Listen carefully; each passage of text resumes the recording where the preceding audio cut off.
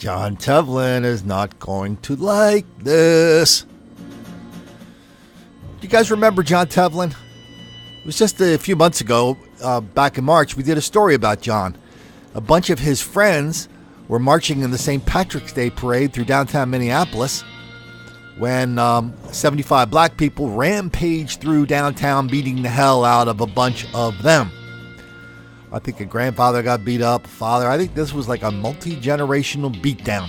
So John Tevlin, he usually preoccupies with himself and his readers with these brilliant columns about what an idiot Donald Trump is and what fantastic people Black Lives Matter people are. Well, Mr. Tevlin was very unhappy that apparently this thing had been happening in downtown Minneapolis for quite some time, but nobody ever told him. He didn't like that.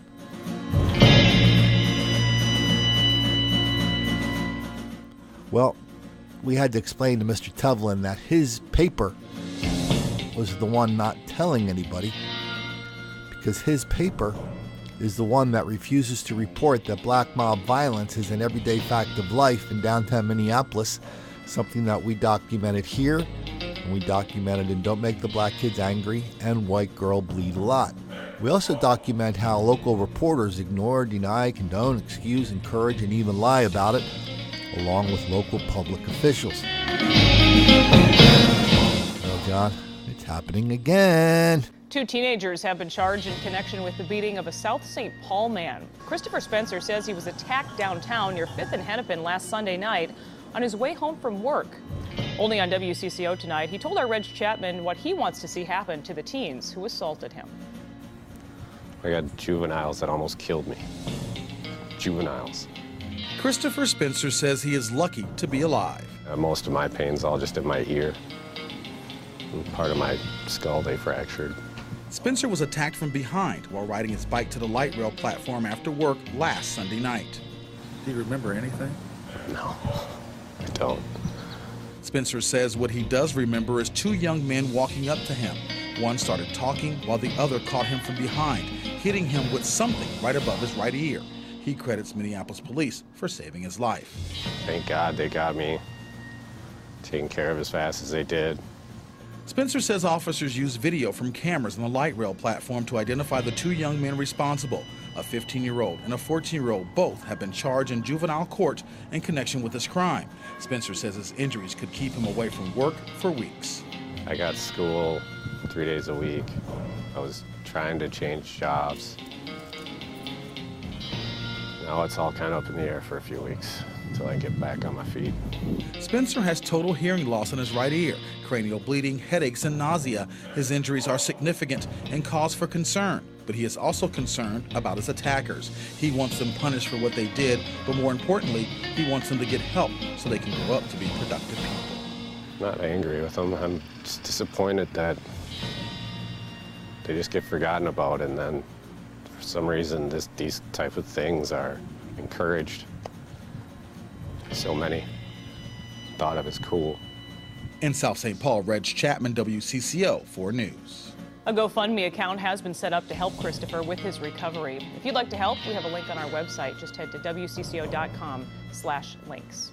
Now, I'm not sure what it is about people in Minneapolis, St. Paul that make them so determined to ignore this black mob violence, this black on white crime, and when it gets so huge that they can no longer ignore it, they still have to somehow deny it, condone, excuse, encourage, and even lie about it. I mean, this guy gets beat up, almost killed by a couple of black people in St. Paul, and he's sitting there talking about how he wants to help them become good people.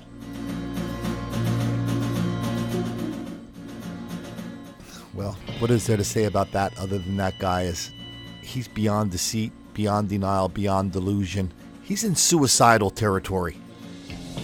If people attack you and you extend feelings of sympathy and empathy for them, the ones who are trying to kill you, that means, well, people like that basically don't live a long time.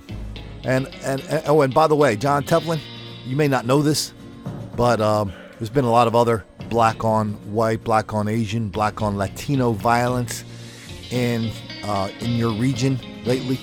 Yeah, I know your paper doesn't call it black on, but all the cops know it. All the people involved know it. I think everybody knows it except you, John. And here's the same story about crime wave directed at Latinos from a year ago.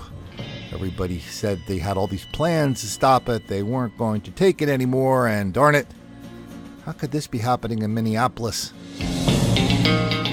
Why doesn't John Tevlin know about it? Well, what Mr. Tevlin doesn't know about Minneapolis would fill a volcano. I guess it's not really that fair to blame Mr. Tevlin. It's not like Minneapolis and St. Paul is the only place in America where there's an enormous amount of black on white crime and violence that is ignored, denied, condoned, excused, encouraged, and even lied about. I mean, what about down in Greenville, South Carolina, just a day or two ago?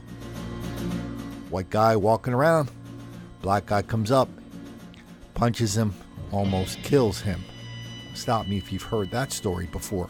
But really, is there that much more to it than that? We've both felt the sting of those daily slights throughout our entire lives. The folks who crossed the street in fear of their safety. The clerks who kept a close eye on us in all those department stores. It just keeps happening over and over and over. I mean, what is the first guy we saw in this video? He was going home from work on a bike, St. Paul, boom, a couple of black people come up. That's what it was. They almost killed him.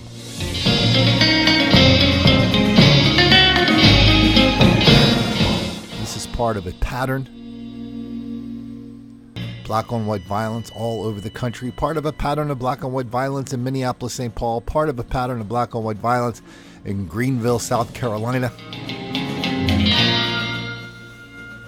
It's kind of getting to the point where it seems that everybody in these towns knows about it except for the mayor, the police chief, and everybody who works at the newspaper.